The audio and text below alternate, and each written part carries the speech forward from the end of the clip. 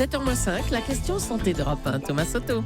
On les appelle les quinolones. C'est une catégorie d'antibiotiques, des antibiotiques qui font débat ce matin. Bonjour docteur Kierzek. Bonjour Thomas. Ces quinolones, on n'en connaît pas le nom scientifique, mais ils sont partout ou presque. Alors qui en prend des quinolones ?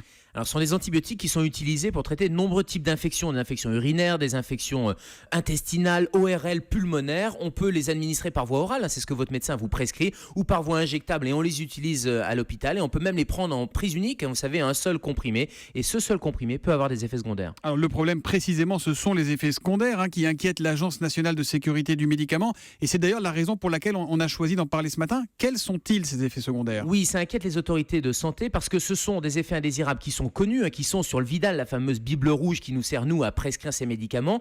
Ils sont connus, mais ils continuent à être signalés aux autorités de santé. Et voilà pourquoi l'ANSM rappelle le bon usage et la surveillance indispensable. Premier effet secondaire, les atteintes du tendon, les tendinopathies. Vous savez, votre tendon d'Achille, quand vous faites du sport, parfois il fait un petit peu mal. Et quand vous prenez une quinolone, il y a un risque de rupture de tendon d'Achille.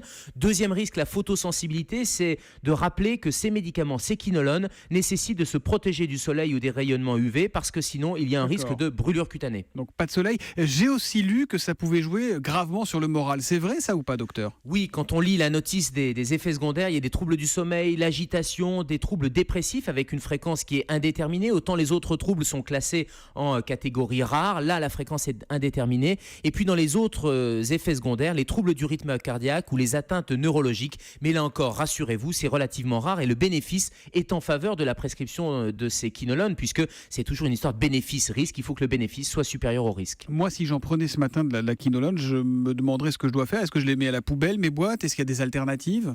Alors, les autorités de santé rappellent qu'il faut restreindre la prescription. Quand vous avez besoin de ces antibiotiques, on va vous les prescrire. Et encore une fois, le bénéfice est supérieur au risque. En revanche, c'est bien de rappeler le bon usage et en particulier si vous avez des facteurs de risque, si vous prenez des corticoïdes, les patients âgés ou les gens qui ont une activité sportive intense, eh bien, il vaut mieux trouver une autre classe thérapeutique parce que les tendons sont déjà fragilisés. Et puis surtout, Thomas, si vous avez des symptômes, si vous avez mal aux articulations ou aux tendons, il faut consulter rapidement votre médecin ou votre pharmacien qui pourra vous proposer une alternative. Vous n'arrêtez pas seuls les médicaments. Et puis, vous pouvez déclarer ces effets indésirables. Aussi bien les professionnels que les patients peuvent aller sur le site de l'ANSM et aller déclarer les effets indésirables. Voilà, et on retient ce message final. Surtout, on n'arrête jamais un traitement tout seul sans en parler au médecin ou au pharmacien.